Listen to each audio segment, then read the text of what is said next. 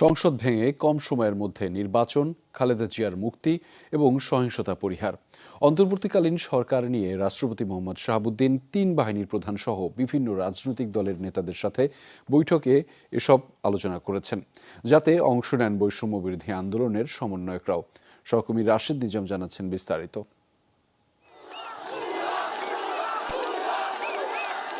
অশান্ত রাজপথ, অস্থির রাজনীতি। দেশের ভবিষ্যৎ নিয়ে গোটা জাতির চোখ বিকেল থেকে বঙ্গভবনে। সন্ধ্যা ৭টার পর থেকে রাষ্ট্রপতি মোহাম্মদ শাহাবুদ্দিন চুপ্পুর সঙ্গে বৈঠক শুরু হয় রাজনৈতিক নেতাদের।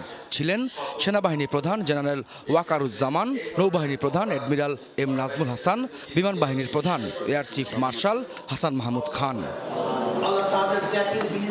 কোটা বিরোধী আন্দোলনের নিহতদের স্মরণে শোক প্রস্তাব দিয়ে শুরু হওয়া আলোচনায় সিদ্ধান্ত হয় কম সময়ের মধ্যে